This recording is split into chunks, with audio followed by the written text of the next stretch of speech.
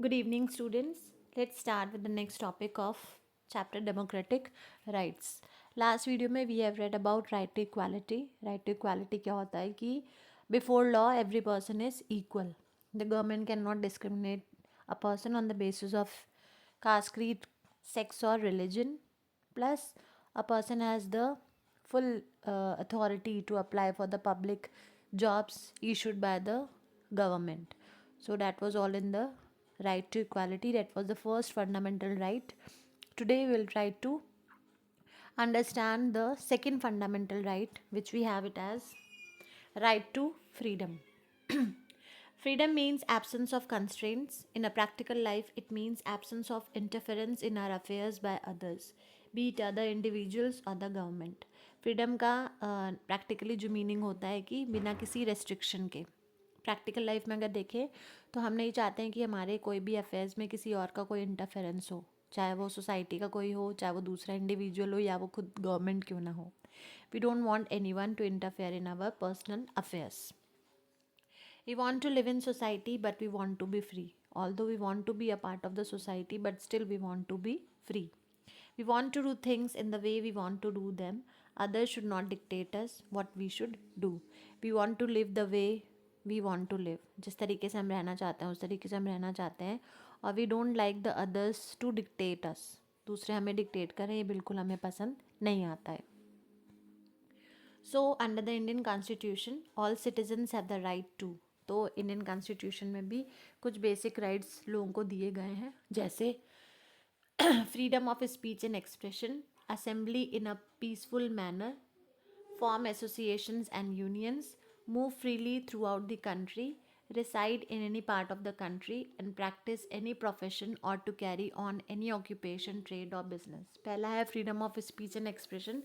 आपके पास पूरी अथॉरिटी है कि आप अपने तरीके से सोच सकते हैं, अपने ओपिनियंस एक्सप्रेस कर सकते हैं. नेक्स्ट है assemble in a peaceful manner. आपको राइट है कि आप अपने एसोसिएशंस बना सकते हैं, आप एक साथ इकट्ठे हो सकते हो, but that should be in a peaceful manner, not in a violent manner. Associations बना सकते हो, ग्रुप्स बना सकते हो, यूनियंस बना सकते हो. कंट्री में आप आराम से कहीं भी मूव कर सकते हो without any fear and all. Reside in any part of the country. आपका जहाँ मन है वहाँ पे रह सकते हो कंट्री के किसी भी कोने में. If you want to reside you can reside. Practice any profession. आप कोई भी प्रोफेशन प्रैक्टिस कर सकते हो, कोई भी ऑक्यूपेशन फॉलो कर सकते हो, कोई भी ट्रेड कर सकते हो, कोई भी बिजनेस कर सकते हो. ये कुछ राइट्स हैं जो आपको इंडियन कॉन्स्टिट्यूशन देती है under the right to freedom. You should remember that every citizen has the right to all these freedoms. आप जब इंडियन सिटीजन है तो आपको ये सारे राइट्स मिलेंगे. That means you can not exercise your freedom in such a manner that violates others right to freedom. लेकिन आपके फ्रीडम उस तरीके से एप्लीकेबल होंगे कि वो दूसरों के राइट्स को वायलेट ना करें. Your freedom should not cause public nuisance और डिसऑर्डर. आपकी फ्रीडम से पब्लिक में कोई भी मिसऑर्डर या मिस हैपनिंग या वायलेंट तरीके से कुछ भी आप ऐसा ना करें कि आपकी वजह से दूसरों को क्या हो, सोसाइटी में लोगों को प्रॉब्लम हो. You are free to do everything which injures no one else. आप कुछ भी कर सकते हैं तब तक जब तक वो दूसरों को हार्म नहीं कर रहा है. If in case it is harming others then it will be violating others right. तब वो अगेंस्ट हो जाएगा, वो उसके बिहाफ पे कोई भी क्लेम कर सकता है. लेकिन अगर आप अपनी फ्रीडम का यूज़ पॉजिटिवली कर रहे हो without harming any one then it is fine. Freedom is not unlimited licence to do what one wants. Freedom मतलब ये नहीं कि आपके पास एक लाइसेंस मिल गया आपके आप कुछ भी कर सकते हो, ऐसा नहीं है. Accordingly the government can impose certain reasonable restrictions on freedoms in the larger interest of the society. इसीलिए गवर्नमेंट ने उस पर कुछ रीजनेबल रेस्ट्रिक्शंस लगाए हुए हैं कि आप अपनी फ्रीडम यूज़ करोगे लेकिन उसके भी टर्म्स एंड कंडीशंस है which are specifically laid down in the constitution. अब हम लोग देखेंगे freedom of speech and expression में क्या है. Freedom of speech and expression is one of the essential features of any democracy. क्योंकि ये गवर्नमेंट है for the people by the people and of the people. तो यहाँ पे लोगों के जो ओपिनियंस हैं ये बहुत मैटर करते हैं, इसलिए ये बेसिस है हमारे डेमोक्रेसी का. Our ideas and personality develop only when we are able to freely communicate with others. हमारे आइडियाज़ हमारी पर्सनैलिटी तभी डेवलप करेगी जब हमें मौका मिलेगा कि हम अपनी चीज़ों को दूसरों तक क्या कर सके, कम्युनिकेट कर सके. You may think differently from others. For example, there are 4 students in a row and they all are asked to think of of a same situation. चारों की थिंकिंग प्रोसेस क्या हो सकती है, अलग अलग होगी. तो ज़रूरी नहीं है कि सब एक जैसा सोचें, सब अलग अलग सोच सकते हैं. It is natural. Even if 100 people think in one way, you should have the freedom to think differently and express your views accordingly. अगर 100 लोग हैं, आप उनमें से अलग सोच रहे हो तो इट्स फाइन. आपके पास फ्रीडम है कि आप उनसे अलग सोच सकते हो और अपने ओपिनियंस भी आप अकॉर्डिंगली एक्सप्रेस कर सकते हो. You may disagree with the policy of the government और एक्टिविटीज़ ऑफ एन एसोसिएशन. अगर गवर्नमेंट ने कोई पॉलिसी बनाई है, if you are not agreeing to it, it's fine. आपकी थिंकिंग प्रोसेस के हिसाब से जो पॉलिसी की टर्म्स हैं, कंडीशंस है, वो आप उससे सेटिस्फैक्शन नहीं पा रहे हो, आप उससे सेटिस्फाइड नहीं हो. You are free to criticize the government or the activities of the association in your conversation with parents, friends and relatives. अगर गवर्नमेंट की कोई पॉलिसी आपको नहीं पसंद आ रही है तो आप अपने कॉन्वर्सेशन में जब आप बातें कर रहे हो अपने रिलेटिव्स या अपने फ्रेंड्स या अपने पेरेंट्स से, तो उस चीज़ को क्रिटिसाइज़ कर सकते हो कि हाँ, being a BJP supporter, I am not in favour of this policy made by the BJP government. आपके पास पूरी फ्रीडम है कि आप अपनी तरह से सोच के अपनी चीज़ों को एक्सप्रेस कर सकते हैं. You may publicise your views through a pamphlet, magazine और न्यूज़पेपर. अगर आप चाहें तो आपके जो व्यूज़ हैं, आप चाहें तो मैगजीन में भी पब्लिश हो सकते हैं, जर्नल में भी पब्लिश हो सकते हैं, पैम्फलेट्स में भी पब्लिश हो सकते हैं. You can do it through paintings, poetry और सॉन्ग्स. आप अपने ओपिनियंस को कुछ भी फॉर्म दे सकते हो. इट कैन बी इधर in the form of painting, poem और songs. However, you cannot use this freedom to instigate violence against others. लेकिन आप कुछ भी अपनी फ्रीडम का इस तरीके से यूज़ मत करें कि आपकी फ्रीडम, आपके जो एक्सप्रेशन है उसकी वजह से कुछ लोगों में क्या हो जाए, वायलेंस क्रिएट हो जाए. ऐसा नहीं होना चाहिए. You can not use it to incite people to rebel against government. आप लोगों को बहका नहीं सकते हो कि हाँ गवर्नमेंट के अगेंस्ट में हो जाओ, या आपके किसी भी एक्शन से कोई भी वायलेंस नहीं होना चाहिए. गवर्नमेंट के अगेंस्ट में लोग इकट्ठे नहीं हो जाना चाहिए. आप किसी को प्रोवोक नहीं कर सकते हो. तो फ्रीडम तभी तक आपकी सही मानी जाएगी जब तक कि आप उसको एक पॉजिटिव वे में लेके चल रहे हो. लेकिन अगर आप उससे अपना कोई एक मिशन पूरा कर रहे हो कि हाँ हमें गवर्नमेंट के अगेंस्ट में अपना एक एसोसिएशन बनाना है, तो ऐसे करना है, वैसे करना है, no, that will not be a positive thing. Freedom को आप एकदम वाइजली यूज़ करोगे तभी वो एप्लीकेबल हो जाएगी. Neither can you use it to defame others by saying false and mean things that cause damage to a person's reputation. आप कुछ भी बोल सकते हो पर आप किसी के कैरेक्टर पे या किसी की पर्सनालिटी को डिफेम नहीं कर सकते हो उस पर फॉल्स एलिगेशंस लगा के या उसके पर्सनालिटी के बारे में फॉल्स चीज़ें बोल के. ये सब भी क्या है, पॉजिटिव नहीं है. Citizens have the freedom to hold meetings. फिर जो सेकेंड पॉइंट था कि सिटीजन्स के पास फ्रीडम होती है कि वो मीटिंग्स होल्ड कर सकते हैं, प्रोसेशंस निकाल सकते हैं, रैलीज निकाल सकते हैं. किसी भी इशू पे अगर उनको लगता है धरना वरना वो आराम से कर सकते हैं. They may want to discuss a problem, exchange ideas, mobilize public support to a cause or seek votes for a candidate or party in an election. अगर इलेक्शन में है, उनको कैंडिडेट को अपने प्रमोट करना है तो वो रैली निकाल सकते हैं, वो अपने आइडियाज़ एक्सचेंज कर सकते हैं, वो प्रॉब्लम डिस्कस कर सकते हैं, वो लोगों का सपोर्ट पाने के लिए अपने कैंडिडेट के लिए उसके लिए प्रोपोगेंडा कर सकते हैं. All this is allowed as per the freedoms issued by the constitution.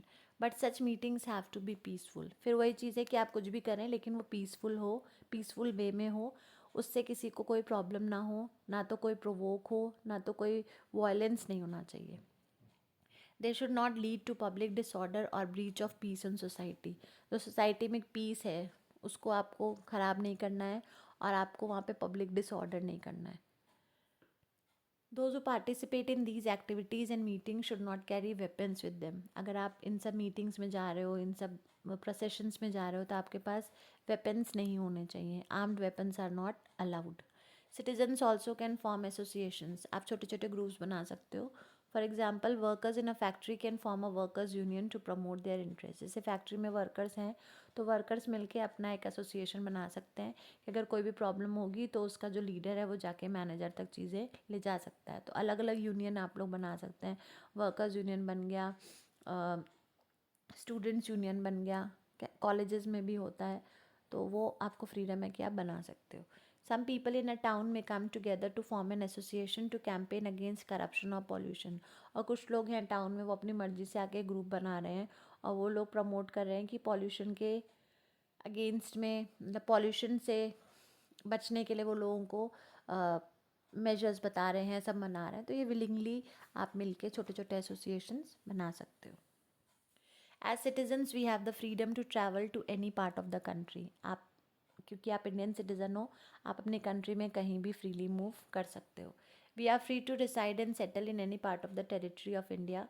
Let us say a person who belongs to the state of Assam wants to start a business in Hyderabad.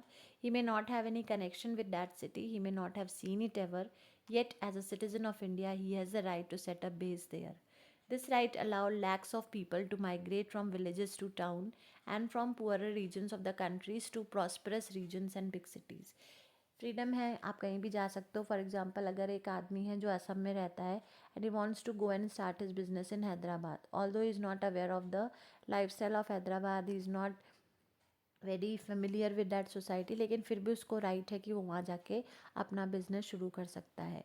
ये जो एक right है, इससे बहुत ज़्यादा लोगों को opportunity मिली है कि वो लोग माइग्रेट हो जाते हैं, एक जगह से दूसरी जगह पे ट्रैवल करके वो दूर दूर जाके अपने बिजनेस और अपने काम के लिए जा सकते हैं.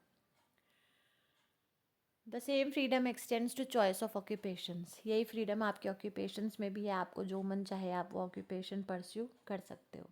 No one can force you to do or not to do a certain job. अगर आप किसी टीचिंग सेक्टर में हो, आपके मॉम डैड टीचिंग में हैं, आपका मन नहीं है टीचिंग करने का, you want to be a doctor, no one can force you to be in a teaching sector only because your parents are in teaching sector. No, it's not like that. If you're not having interest in teaching sector, you can go to doctor.